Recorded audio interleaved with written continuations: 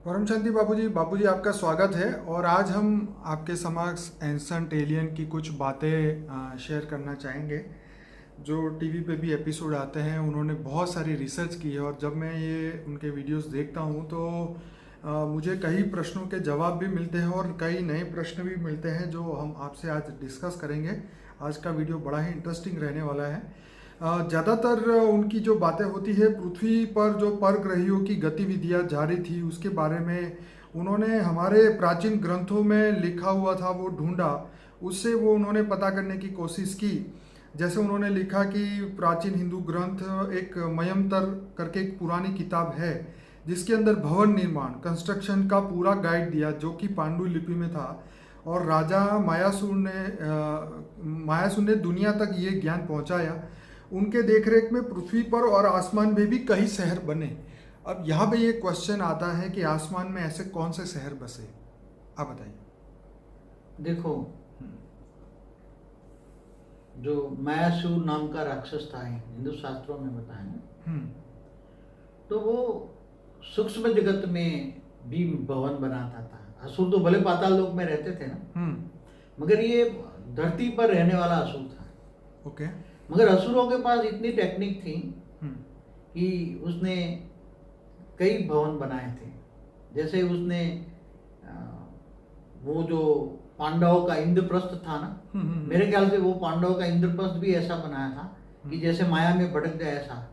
और माया में भटकने के कारण ही वो दुर्योधन, जहाँ पानी नहीं था वहां उसको पानी दिखा, और जहाँ पानी था वहां नहीं दिखा और वो गिर पड़ा। और उसके कारण द्रौपदी ने उसकी हंसी मजाक की, इसके कारण महाभारत हो गया। तो ऐसे एक मैं बताऊं ना, मैं भूल गया हूँ वो असुर का नाम। उनके अंतरिक्ष में 3 भवन बनाए थे। तीन असुर थे। उसको भगवान शंकर ने, महादेव ने वरदान दिया था। और एक असुर द्वारा 3 भवन निर्माण थे अंतरिक्ष में। वो असुर का नाम मिल गया। और वो कोई वो 3 अंतरिक्ष में 3 भवन था। 3 भाई थे और 3 भवन था। 3 असुर भाई थे।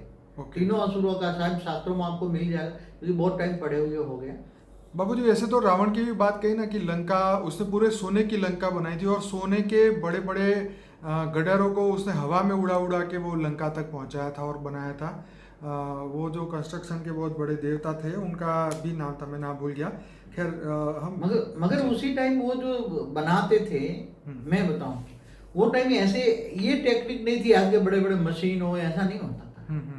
वो क्या करते थे, जो चीज बनाना है ना, उसकी बुद्धि में, पहला बुद्धि में प्लान बनाते थे। ठीक है। बुद्धि में प्लान बनाते पहले ये ऐसा सूक्ष्म में वायु तत्व का बन जाता, समझ में आए।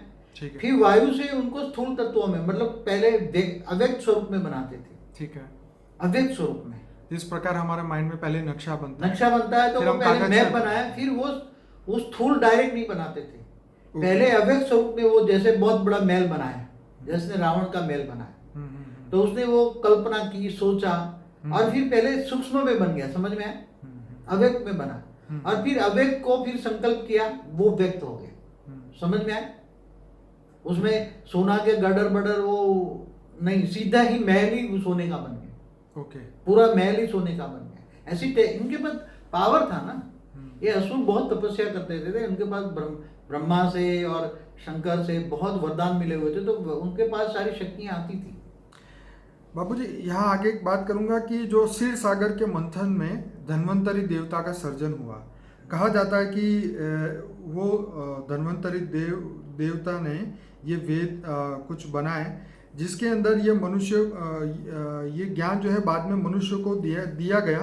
तो उनका जन्म जो है वो आकाश गंगा में हुआ था और वो पृथ्वी लोक के नहीं थे।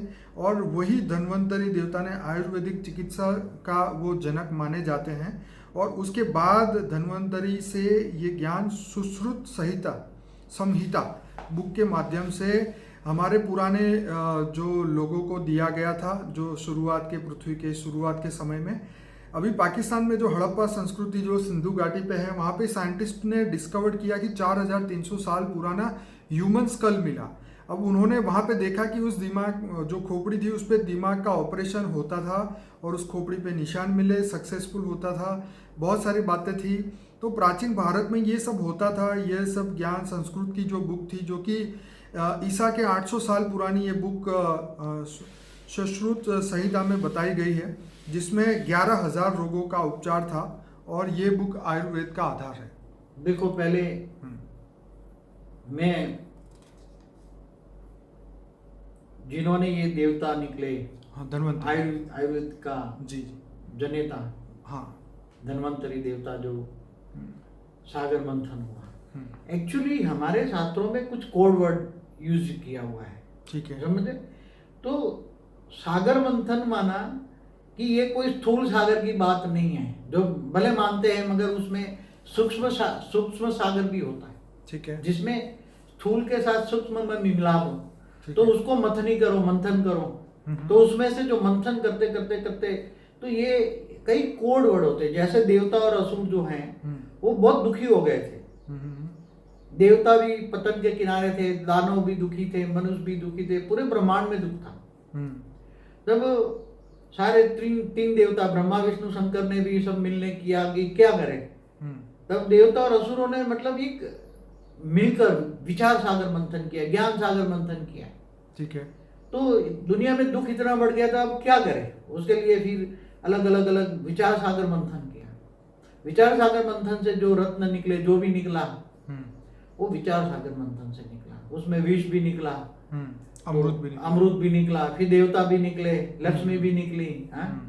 लक्ष्मी तो पहले ही विष्णु ने अपने अंदर अपने दिल से लक्ष्मी बना, ऐरावत भी निकला, जो भी है सब।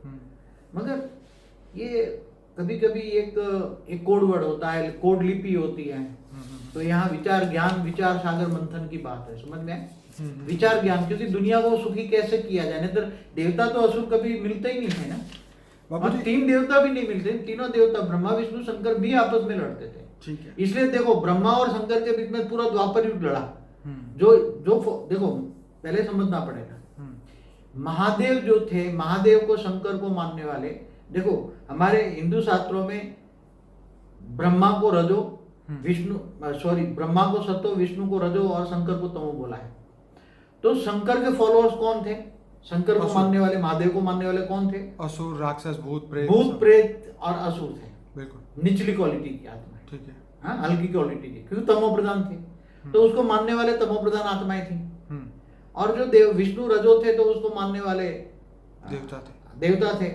मगर ब्रह्मा के लिए भी उपासना करते थे असुर, मगर ब्रह्मा भी वरदान दे देते थे, तो वरदानों के कारण और आपस में भी लड़े। द्वापर पूरा शिव पंथी और वैष्णव पंथी दो भाग हो गए। द्वापर का मतलब समझो, पहले एक सत्युग त्रेता के अंदर एक निराकार शिव की पूजा होती थी, ज्योतिर्लिंग था, समझ में? एक निराकार शिव, ज्योति बना लाइट का लिंग, निराकार शिव की। और बाद में राम ने भी रामेश्वर में निराकार शिव की पूजा की, शंकर की नहीं। निराकार शिव और शंकर में जमीन आसमान का फर्क है। निराकार शिव माना परमात्मा, परमात्मा, ये तो देवता है, महादेव है, देव है, समझ? ब्रह्मा विष्णु शंकर तो देवता है। तो ये बहुत, द्वापर आए तो शिव पंथी और वैष्णव पंथी बहुत आपस में दो पंथ हो गए, द्वापर दो पर हो गए, दो पंथ संप्रदाय आए। दो संप्रदाय आने से इतना लड़ाई हुई है। द्वापर पूरा 8, कितना द्वापर हुआ देखो, कलयुग है 4,32,000 साल, इससे डबल है द्वापर, तो 8,64,000 साल तक शिवपंथी और वैष्णवपंथी इतने कट्टर थे कि एक दूसरे के मंदिर तोड़ डालते थे। आज जितने कट्टरपंथी दूसरे नहीं है, नहीं इससे ज्यादा। आज भी कई वैष्णव संप्रदाय वाले इतने कट्टरपंथी बैठे हैं कि वो भी शिव के मंदिर में नहीं जाते, शिव शब्द आज भी है। बापू जी, हम कुछ और चर्चा करें। हाँ, मगर ठीक है, मगर ये बता रहा हूँ कि ये जो आयुर्वेद जो है, ये जो धन्वंतरी थे, तो सूक्ष्म देवता थे ना, वो देवता थे, वो देवताओं का भी उपचार करते थे, केवल मनुष्यों का नहीं। ये बात सुन लो कि देवताओं को भी पावर, देवता 3 तत्वों में थे ना, सूक्ष्म लोक में थे ना, बिल्कुल सूक्ष्म लोक में थे। तो देवताओं के महल पहल कौन बनाते? विश्वकर्मा थे सूक्ष्म जगत में। ये बात सही है, क्योंकि ये उसमें भी ये भी बताया गया कि जो धन्वंतरी देवता थे वो देवताओं के वैद्य थे। देवताओं के भी वैद्य, देखो तीनों लोक में दुख व्याप्त था, भूलोक, भूभुरलोक, स्वर्गलोक, सभी तीनों लोक में व्याप्त था। और असुर पाताल लोक में भी दुख, असुर त्रैमम थे, ठीक है। नहीं तो देवता और असुर कभी मिलते थे? तब तो इन्होंने ब्रह्मा विष्णु शंकर भी नहीं मिलते थे, ठीक है, आपस में संस्कार ही नहीं मिलते तीनों के, तब तो तीनों के फॉलोअर्स भी लड़ते थे, शंकर के देखो एक एग्जांपल दूं आपको, देखो ये समझना पड़ेगा ये बातें, पूरे ब्रह्मांड की बात है ना, पूरा ब्रह्मांड में आपस में लड़ाई झगड़े, क्योंकि 3 देवता मेन थे, ब्रह्मा विष्णु शंकर, तो चलाने वाले ही लड़ते थे, इसके फॉलोअर्स नहीं लड़ेंगे 100%। हाँ, क्योंकि उसको वो कहता है महादेव बड़ा है, कोई कहता है वैष्णव विष्णु बना है, कोई कहता है इतने। देखो जहां पार्वती का अवतार हुआ था, शिव शक्ति का अवतार हुआ था, किसके घर वो राजा था ना, दक्ष प्रजापति, वो पक्का वैष्णव था, वो शंकर को नहीं मानता था, और उसके घर ही जगदम्बा का अवतार हुआ, इस ब्रह्मांड की आदि शक्ति का। सही है। तो उसने अपने शंकर को दामाद मानने के मनाही कर दिया, किसी भी तरह नहीं मानेगा। वो क्या थी, वो दक्ष की पुत्री पार्वती से अगले जन्म में, उसका नाम जो थी सती, तो उसने अग्निदाह कर लिया फिर। तो इतने कट्टरपंथी थे कि वो महादेव को नहीं मानते थे, समझ में आया? तो कई लोग जो देवता थे महादेव को नहीं मानते थे, वो विष्णु को ही मानते थे, और जो असुर थे वो विष्णु को कट्टर दुश्मन मानते थे। इसलिए धरती पर इस ब्रह्मांड में, एक ब्रह्मांड, एक धरती की बात नहीं, 7 पाताल लोक में और भूलोक भूभुलोक स्वलोक, तीनों लोग ऊपर में, इससे ऊपर भी 7 लोग हैं, उसमें भी देवता और असुरों के संस्कारों वाली आत्माएं बैठी थी, मगर ऊपर के लोक में जाती। इसलिए ब्रह्मांड का जो सत्यानाश किया है वो द्वापर से शुरू हो गया था, केवल कलयुग में नहीं हुआ। चलिए बाबूजी, ये तो बहुत बढ़िया बात बताई। जैसे अभी एक समारागण सूत्रधार, वो जो एक बुक थी जिसके ऊपर लिखा था कि पारे से चलने वाले इंजन की बात उसके अंदर लिखी गई, जिससे स्पेस ट्रैवल पॉसिबल था। समारागण सूत्रधार करके वो बुक थी। अब प्राचीन भारतीय लेखों के आधार से साइंटिस्ट ने विमान का डिज़ाइन बनाया और उसका परीक्षण किया और वो सक्सेसफुल हुए। तो यहाँ पे इस हमारे 100 साल पहले जब पहला विमान बना, उससे पहले हमारे भारतीय एक व्यक्ति थे, उनका नाम मैं भूल गया, उन्होंने सबसे पहले ट्राई किया था इसी डिज़ाइन, एंशियंट प्राचीन भारतीय लेखों से उन्होंने वो बनाया था और वो सक्सेसफुल भी हुआ था, लेकिन वो हिस्ट्री में से गायब कर दिया गया।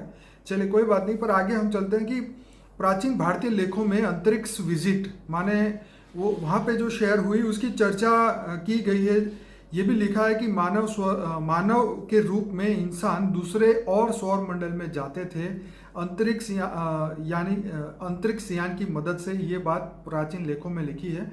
उसका एक उदाहरण दिया गया विष्णु पुराण में, जहाँ भगवान विष्णु ध्रुव नामक इंसान को अंतरिक्ष में लेके गए थे। उन्होंने बुध और शुक्र ग्रह उससे आगे कई तारों में उसको लेके गए और वे 7 ग्रहों के पार गए थे और उसके बाद उनको विष्णु लोक में भी विष्णु लोक में भी लेके गए। तो बापूजी यहाँ चर्चा वाला विषय ये है कि जो आपने बताया कि 7 लोक के ऊपर ब्रह्मापुरी, विष्णुपुरी और शिवपुरी आती है, तो यहाँ पे जो 7 ग्रहों की बात कही है उसको क्रॉस करके माने एक सोलर सिस्टम के अंदर ही ये विष्णुपुरी है, ये मेरे को यहाँ प्रूफ मिल रहा है। आप क्या कहेंगे? देखो ऐसा है, जहां तक जो लास्ट प्लूटो कौन सा है, यूरेनस नेपच्यून प्लूटो है ना लास्ट में, तो वहां तक 7 लोग थे। ठीक है। एक भूलोक से ऊपर भूलोक, स्वलोक, महालोक, जनलोक, तपलोक, फिर ब्रह्मापुरी। जब ये ब्रह्मापुरी सूर्य की ग्रेविटी के अंदर आती थी, ठीक है, मगर ब्रह्मापुरी भी प्लूटो से ऊपर थी, समझ में आया? ठीक है। मगर वहां दूर दूर तक सूर्य की ग्रेविटी थी, और जहां सूर्य की ग्रेविटी मतलब 75,000 करोड़ किलोमीटर तक, जब आज साइंस कह रहे हैं ना किलोमीटर, ठीक है, इससे ऊपर विष्णुपुरी था। कितनी? ठीक है, क्योंकि विष्णुपुरी जो था, विष्णुपुरी में सूर्य की ग्रेविटी नहीं आती, वहां दिन रात नहीं होता था। ठीक है, वो विष्णुपुरी में दिन रात नहीं होता था। ठीक है, ब्रह्मापुरी तक दिन रात होता था ना, ब्रह्मा का एक दिन बराबर धरती पर 1000 चतुर्युग दिन रात होता था ना, तो रात भी होती थी। ठीक है, तो विष्णुपुरी में ये बहुत ऊपर थी, ब्रह्मापुरी से ऊपर विष्णुपुरी थी, जहां भगवान विष्णु रहते। तो वो ध्रुव जो था जी, वो भक्त था विष्णु का, तो उसको अपने पुरी में ले गए पहले। अच्छा, फिर उनको इतना पावर दिया कि वो जाके तारा बन गया। ध्रुव नाम का तारा है, बिल्कुल है, ध्रुव नाम का, वो बोलते अचल तारा, वो कभी हिलता नहीं है। सही है, आप देखो तो आसमान में वो तारा बन गया। ठीक है, जैसे हमारे ब्रह्मांड के ओरिजिनल जो सप्तर्षि थे ना, 7 ऋषि, जो हमारे ब्रह्मा ने डायरेक्ट ब्रह्मा के द्वारा आज से 1555 खरब साल पहले बनवाए थे। ब्रह्मा के आज 50 साल पूरे हो गए ना, एक परात पूरा हुआ ना, तो वो सप्तर्षि भी आज 7 तारे दिखते हैं ना, वो भी जाके 7 तारे बन गए। तारे माना ब्रह्मांड, समझ में आए? तो और आपने बताया कि पूरे हमारे अंतरिक्ष में मतलब गैलेक्सी में पूरी अनंत कोटि ब्रह्मांडों का गायन है ना हमारे शास्त्रों में। जी जी जी। तो दूसरे ब्रह्मांडों में जाते होंगे ना कि नहीं जाते होंगे? बिल्कुल। जैसे ब्रह्मा विष्णु शंकर भी दूसरे ब्रह्मांडों में जाते होंगे कि नहीं होंगे? बिल्कुल। क्योंकि उनको भी गाइडलाइन चाहिए। तो वो गैलेक्सी का जैसे एक ब्रह्मांड का रचयिता है शिव, शिव महाशिव की रचना है। तो महाशिव माना अनंत कोटि ब्रह्मांड माना गैलेक्सी माना आकाश गंगा के रचयिता। ठीक है। तो जब ब्रह्मा को भी कोई गाइडलाइन चाहिए तो महाब्रह्मा के पास जाएगा जो गैलेक्सी में बैठा है। विष्णु को भी कुछ गाइडलाइन चाहिए तो महाविष्णु के पास जाइए जाएगा। वहां से न जाए तो भी गाइडलाइन लेते रहते हैं सूक्ष्म जगत से। ऐसी तरह इंद्र महाइंद्र वहां भी बड़े बड़े महादेव जैसे महान आत्माएं बैठी थी जो जिस ब्रह्मांड का विनाश करना है। नहीं तारा खरता हुआ कभी दिखाई देता है ना, तो वो तारा खरने का टूटता तारा तो वो तारा टूट गया इसका मतलब क्या है? तारा टूटा माना सूर्य टूट गया। तारा तो सूर्य है नहीं, तारा तो बड़े बड़े सूर्य हैं, उनके भी बहुत गहरे राज है। तो ये महाब्रह्मांड माना गैलेक्सी महाशिव ने बनाया। तो ये जाते थे। एक मैंने एक देवी भागवत पुराण का एक किस्सा बताया था कि एक ब्रह्मा को अहंकार हो गया। तो उसने अपने यान में देवी जो मैंने बोला कि महाशिव महाशक्तियों के द्वारा सबको पूरा अनंत कोटि ब्रह्मांडों को कंट्रोल करती है। ठीक है। हाँ, तो महादेवी ने ब्रह्मा को अपने यान में बिठाया। देवी पुराण में देवी भागवत पुराण है। तो उसमें ऐसी तो कई कहानियां मिलेगी आपको। कहानियां नहीं है, हिस्ट्री है, रियलिटी है। अपने यान में बिठाया और एक ब्रह्मांड में बताया देख तू है ना ब्रह्मा, विष्णु भी है विष्णुपुरी में, शंकर महादेव है जो हिमालय है। ऐसे कई ब्रह्मांड उनको दिखाए। उसको हर ब्रह्मांड में ले गई, ब्रह्मांड का राउंड लगाया, चारों कई ब्रह्मांडों का राउंड लगाया और उसको दिखाया तेरे जैसे कई ब्रह्मा है, तेरे जैसे कई विष्णु है, तेरे जैसे कई शंकर है। महादेवी नहीं, महादेवी माना ऐसी कई महादेवी महादेव ने महाशिव ने बनाई थी जो अनंत कोटि ब्रह्मांडों को कंट्रोल करती थी। तो ऐसी तरह ये एक सोलर सिस्टम से दूसरी सोलर सिस्टम में जाते थे, आते थे, रहते थे और एक गैलेक्सी से दूसरी गैलेक्सी भी जाते थे। मैंने ये जर्नी ऑफ सोल में बताया होगा। बिल्कुल, जर्नी ऑफ सोल में बताया। तो ये बहुत पुरानी बात है। ये तो खरबों खरबों खरबों आज गैलेक्सी की आयु कितनी बड़ी होगी मैंने बोला था। जब प्रतिपल अनंत आनंद ब्रह्मांड बनते बिगड़ते तो एक पल में 100 ब्रह्मा का 100 साल होता है। ब्रह्मांड की आयु ब्रह्मा का 100 साल होती है। तो अनंत को मतलब गैलेक्सियां भी अनंत आनंद है तो महाशिव भी अनंत आनंद है। तो गैलेक्सियों में आपसी भी लड़ाई होती है, ब्रह्मांडों में भी आपसी लड़ाई होती है। जैसे ब्रह्मा विष्णु शंकर लड़ते हैं ना, ऐसे तो गैलेक्सी के मालिक एक गैलेक्सी दूसरी गैलेक्सी को समा लेती है। अब साइंस भी मानने लगा ना ये जैसे हमारी इंड्रोमेडा गैलेक्सी है, हमारी गैलेक्सी को कई। तो ऐसे लड़ाई तो हमेशा हर जगह है, चाहे शिव हो महाशिव हो कहीं भी हो। बापूजी उन्होंने बताया कि भगवत गीता जो है अभी ऐसा बताया जाता है कि वो 2500 साल पुरानी है, लेकिन कई लोग मानते हैं ये 10,000 साल भी पुरानी है। और गीता में जो परमाणु का जो ज्ञान छुपा हुआ है, ओरिजिनल गीता जो थी वो 13,000 पत्तों में लिखी गई थी। परमाणु बम बनाने वाले भी गीता का अध्ययन करते थे। उनका नाम था ओपनहाइमर ने ये बम बनाया था। तो वो उन्होंने बहुत सारे अपने दोस्तों को ये गीता जो है गिफ्ट में दी थी, ऐसा भी लिखा गया है। तो गीता को वो लोग बहुत मानते थे। आप क्या कहेंगे? देखो, गीता ज्ञान तो भगवान कृष्ण ने दिया ना। रामो कृष्ण ऑलमाइटी ऑथोरिटी के अवतार थे, न के विष्णु के। तो गीता ज्ञान दिए हुए तो आज मेरे ख्याल से अंदाजन 5100 साल से थोड़ा समथिंग ऊपर हुआ है। इससे ज्यादा तो हुआ नहीं ना। हाँ, कृष्ण के अवतार के हिसाब से गिने तो ज्ञान तो उन्होंने ही दिया ना, गीता ज्ञान। इससे पहले तो वेद थे, वेद उपनिषद थे। ठीक है। 4 वेद 16 उपनिषद थे। फिर वो जो अलग अलग दर्शन भी थे, दर्शन शास्त्र भी थे और कई भी शास्त्र होंगे। तो जैसे कोई विमान शास्त्र भी होगा, यंत्र विद्या बनाने वाला। ऐसे अलग अलग होगा। ऊपर के अंतरिक्ष के भी कई वर्णन होंगे, कई जगह अंतरिक्ष के वर्णन। अनंत कोटि ब्रह्मांडों का भी वर्णन होगा ना, उसमें लिखा है। तो अनंत कोटि ब्रह्मांडों का भी वर्णन होगा, अनंत कोटि ब्रह्मांड कैसे बनते हैं, बिगड़ते हैं। बाबूजी, इसी के ऊपर एक बात कहना चाहूँगा कि भारत के दिल्ली में नेशनल मिशन ऑफ मनुस्क्रिप्ट के विद्वान जो हैं, उनके पास 40 लाख से ज़्यादा लेखों का मतलब लेख उनके पास पड़े हुए हैं। और उनका जो संस्कृत में लिखे हैं, सुरक्षित उनके पास रखे गए हैं। वो इतने प्राचीन है कि वो अलग अलग विषय पे लिखे गए हैं, भोजपत्र पे लिखे गए हैं। और उसको छुपा के रखा गया है, और वो कहते हैं कि सिर्फ 10% लेख ही छापे जा चुके हैं और 90% जो है क्या उसमें होगा वो कोई नहीं जानता, और उसको कभी पढ़े भी नहीं गए हैं अभी तक। तो वो दुनिया में 90% ज्ञान आया भी नहीं है, जो शायद आप बात कर रहे हैं वो चीज़ें अभी तक आई नहीं है। देखो हमारा ब्रह्मांड कितना पुराना है, जितना ब्रह्मांड पुराना होता है इतना ज्ञान पुराना होगा ना। 100%। हाँ, तो जिसने रचना रची है, जैसे निराकार शिव ने आकारी शिव द्वारा विष्णु को रचा, विष्णु की नाभि से ब्रह्मा निकला। तो सारा नॉलेज जो हमारे आज से ब्रह्मा द्वारा जो सप्तर्षि बनाए गए और उसके द्वारा सूक्ष्म जगत बनाया, संकल्पों से सृष्टि बनी ना। तो हमारे शास्त्रों में कहीं ना कहीं तो ये लिखा है, तो कितनी पुरानी बातें हैं। हमारा ब्रह्मांड को बने हुए ब्रह्मा का 50 साल हुआ, और 1 साल बराबर 31 खरब 10 अरब 40 करोड़ साल धरती पे होता है। तो हमारा ब्रह्मांड बने हुए, अगर ब्रह्मा की ही बात की जाए तो 1550 खरब साल हुए। तो हमारी जो बातें, जो यहाँ इस ब्रह्मांड में जो भी बातें हैं, वो तो एक एक सेल में रिकॉर्ड हो जाती है। अंतरिक्ष रिकॉर्ड होता है ना। तो वो सारा रिकॉर्ड पकड़ के कई ऋषि मुनि भी अपनी दिव्य दृष्टि से दूसरों को लिखवाते थे। जैसे ये लिपिबद्ध किया तो ये पांडुलिपि वेद व्यास ने जो लिखवाया, अच्छा, 5000 साल पहले लिखवाया ना। बिल्कुल। तो अपने दिव्य दृष्टि से जो लिखते थे सारे शास्त्र लिखवाए ना उसने, आत्मा में जो रिकॉर्ड श्री गणेश द्वारा जी। तो उसकी आत्मा नहीं, वो आत्मा में रिकॉर्डिंग ना हो तो वो आत्मा विष्णु के अवतार थी ना। तो विष्णु के पूरे ब्रह्मांड की कहानी तो बता सकता है ना। बिल्कुल। मगर उसको भी ऊपर कोई गैलेक्सी से कोई रेत मार के उसको भी बताएगी, ये गैलेक्सी से ऊपर का ज्ञान दे ऊपर का। तो गैलेक्सी की बातें बताएगी ना, आकाश गंगा की बातें बताएगा, तो लिखते हैं ना। तो हमारे शास्त्रों में जो भी बातें हैं, अब गैलेक्सी बने हुए कितना टाइम होगा, उसका समय भी, सब कुछ समय को जानना पड़ेगा। इसलिए हमारा एक वीडियो को relation between time space and speed, 7 secret of Shiva में आपने ये बताया था। हाँ, तो ये सब बातें आई कहाँ से? पहले कोई ऐसे लिखने बिखने की कहानियां नहीं लिखते थे। आत्मा में इतनी शक्ति थी, एक बार सुना आत्मा में रिकॉर्ड हो गया, आत्म स्वरूप में स्थित हो गए, सुनते थे तो आत्मा में इतनी शक्ति थी कि जो सुना वो हमेशा रिकॉर्ड हो जाता था।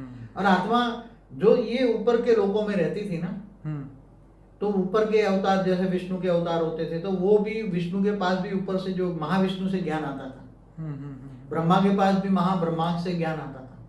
गैलेक्सी के सेंटर पॉइंट में जो रहते हैं ना, महाब्रह्मा महाविष्णु, जो महाविष्णु अनंत कोटि ब्रह्मांडों को पालना करते हैं। तो ये सब महाशक्तियां, महाशिव, ये सब की कहानी कहाँ से आई? कोई ना कोई ने सुनाई होगी। देखो हर कोई आत्मा की अंदर रिकॉर्डिंग, तो जहां से जन्म हुआ वहां तक की रिकॉर्डिंग हो जाए। उसका अगर ये सहस्त्रागार खुल जाए तो जहां से उसकी रचना हुई वहां तक ही सुनेगा। मगर उसको कोई सुनाने वाला, किसी ने सुनाया, तो सुनाने वाला अगर सुनाता है तो उसकी आत्मा में रिकॉर्ड होता है। तो बहुत पुराने रिकॉर्ड, वहां की कहानी देखो। धरती भी कब बनी? धरती कभी बनी, जब फरिश्ता देवता बने, देवता से मनुष्य बने, तब धरती की जरूरत पड़ी ना। बिल्कुल। ये वो, तो ये सब कहानियां हैं, मगर वो धीरे धीरे ज्ञान गायब हो गया। लोगों की ज्ञान समझने की शक्ति नहीं। मैंने बोला गीता ज्ञान भी, ओरिजिनल ज्ञान गायब हो बापू जी, गया। मैं अपने श्रोताओं को यहाँ एक मैसेज देना चाहूँगा कि बापू जी का एक वीडियो है कि पृथ्वी कैसे बनी, ये वीडियो जरूर देखें। पहला इंसान, पहला मनुष्य कैसे बना, वो भी वीडियो बहुत बढ़िया, वो भी देखें। तो हाँ, बताइए बापू जी। और तो ये सब देखो, देवता से मनुष्य कैसे बन गया? देवता तीन तत्वों में था, 3 तत्वों सीधा नीचे उतरने लगा तो मनुष्य बन गया। 5 तत्वों में धीरे धीरे आने लगा, तो धरती उसके लिए बनाई गई ना, मनुष्य बनने लगे। देवता मनुष्य बने तब, तो कब बने बताया है। देवता भी मनुष्य बनने लगे, कोई वो अमीबा से मनुष्य नहीं बना, और ना वो कहते हैं बंदर से मनुष्य बने। वो तो आपने एक वीडियो में डार्विन की थियरी को एकदम रॉन्ग बताया। रॉन्ग बताया, डार्विन की थियरी भी रॉन्ग है। जो यूनिवर्स बना ना उसकी भी थियरी जो बता रहे हैं साइंस वाले, वो भी रॉन्ग। हाँ, सब वो भी रॉन्ग आपने है। बताई थी। देखो एक बात है, साइंस है नास्तिक वाले। एक बात बताऊं, साइंस नास्तिक वाले हैं। नास्तिक वो आत्मा को ही नहीं मानते। अगर वो साइंस, अगर ये, और साइंस वालों को भी इंस्पिरेशन देकर सूक्ष्म जगत की आत्मा है उसको इंस्पिरेशन कराती है, मगर उसकी बुद्धि, साइंस की बुद्धि स्थूल है। समझ में आया? इसलिए स्थूल साइंस है। अगर कल साइंटिस्ट ऐसे हो जाए कि आगे चलकर स्पिरिचुअल साइंस आएगा, तो जो साइंटिस्ट हो गए वो स्पिरिचुअल साइंटिस्ट, उसके आत्मस्वरूप में स्थित होकर साइंस लेंगे। तो जब आत्मस्वरूप में स्थित होने वाले साइंटिस्ट आएंगे तो ऊपर से सूक्ष्म जगत वाली आत्माओं का ज्ञान लेंगे, तब ऐसा साइंस बदल जाएगा कि ये सारी फिलोसॉफी बदल जाएगी।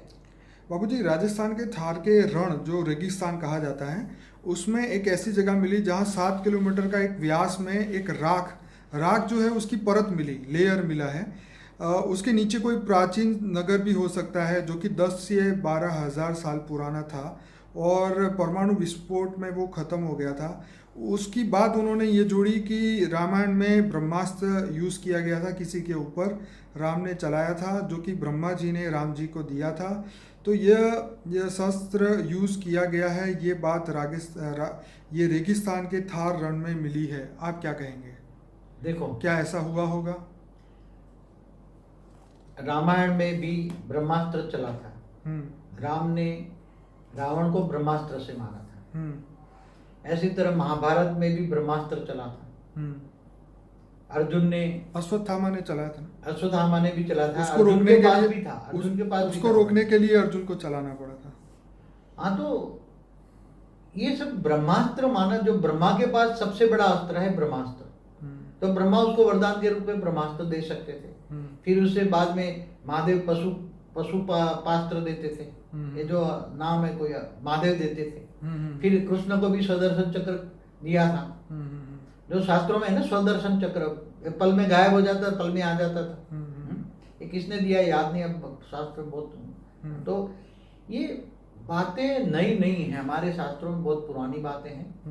और शास्त्रों को समझने के लिए हमारी अलग अलग वीडियो देखिए, उसमें हमने हर कोई क्लियर खोल के बताया है। शिव महाशिव परमाशिव देवी महादेव परमादेव की भी वीडियो देखिए। गैलेक्सी कब तक बनी, कितने साल हो गए, वो भी एक वीडियो मैंने बताया, तो समय भी बताया गैलेक्सी का। इस धरती पे जितने भी ऐसे निशान मिल रहे हैं जहाँ पे परमाणु विस्फोट तो हुए हैं, तो ये सब चीजें, राम और रावण का युद्ध, हाँ, ये त्रेता के अंत में हुआ है।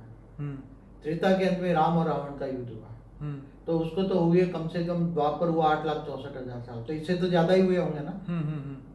तो ये 8,64,000 साल पहले रावण ने जो युद्ध लड़ा था, उसकी बहुत गहराई की बात है, और बहुत डिटेल में, उसके लिए अलग सब्जेक्ट लेना। चलिए, हम नया वीडियो बनाएंगे जरूर, लेकिन हम यही कहेंगे कि ऐसे बहुत सारे निशान इनको, तो 8,64,000 द्वापर में भी बहुत लड़ाइयाँ हुई ना, थोड़ी द्वापर 2 पर हो गए, 2 धर्म हो गए। द्वापर का मतलब 2 धर्म हो गए।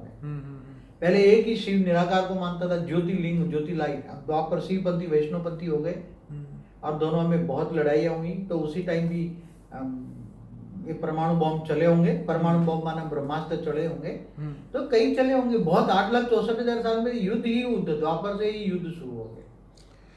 चलिए बापूजी, बहुत बढ़िया, ये 27 मिनट हो चुके हैं। तो मैं सभी श्रोताओं को कहूँगा कि बापूजी का अनस्पोकन ट्रूथ बाय बापूजी का एक प्लेलिस्ट है, वो मेरे डिस्क्रिप्शन बॉक्स में दिया है, उसमें उस लिंक को जरूर से देखिए। उसमें हर सब्जेक्ट पे अलग अलग वीडियो बने हैं, तो ये 120 वीडियो सुनना बहुत ज़रूरी है। एक और प्लेलिस्ट है फॉर द बिगिनर करके, जो कि 2008 में बापूजी ने एक ज्ञान दिया था, जिसमें 16-17 वीडियोस रखे हैं। वो बहुत इंपॉर्टेंट है नए हमारे सब्सक्राइबर के लिए, जो पहली बार इस वीडियो को देख रहे हैं। बाकी जो पुराने हमारे बापूजी के फॉलोअर्स हैं, उनके लिए हमने अलग अलग प्लेलिस्ट बनाया, जैसे मेडिटेशन का, ब्रह्मांड के क्रिएशन का, लाइफ आफ्टर डेथ का, स्पिरिचुअल का, सूक्ष्म जगत, कारण जगत, महाकारण जगत, 7 secret of Shiva, life after death, ऐसे बहुत सारे वीडियोस हैं और नए नए वीडियो हम डालते रहते हैं। तो ये दुनिया तक ये परम सत्य ज्ञान पहुंचाने के लिए कि हमारे एंशिएंट समय में ये सब हो चुका है, अब वो परिवर्तन आने वाला है, और उसके लिए सभी आत्माएं तैयार हो जाएं। और हम दूसरी दुनिया से आए हैं और हमें वहाँ जाना है, उसके लिए बापूजी ने जो हमें पुरुषार्थ सिखाया है, जो पढ़ाई सिखाई है, एक स्टडी है जो हम प्रैक्टिकली जीवन में जीते हैं। आत्मा कर्मयोगी बन के आत्मज्ञान उसको हम बाहर निकालते हैं, और उससे जो है हम अपना जीवन को आगे स्पिरिचुअल लाइन में आगे बढ़ाते हैं। तो आप सभी लोगों को एक रिक्वेस्ट है, इस वीडियो को लाइक करें, शेयर करें, मैक्सिमम ज़्यादा से ज़्यादा इस वीडियो के लिंक को व्हाट्सएप पे अपने सभी ग्रुपों में फॉरवर्ड करें, ताकि लोगों को पता चले कि भारत का इतिहास, जो प्राचीन ग्रंथ थे, वो कितने इंपॉर्टेंट है। और आने वाले समय में जितनी ज़्यादा डिस्कवरी होगी, उतना ही हमें ज़्यादा खुशी होगी, क्योंकि उससे ही जो है परम सत्य बाहर आएगा। बापूजी, आपका बहुत बहुत धन्यवाद। परम शांति। परम शांति।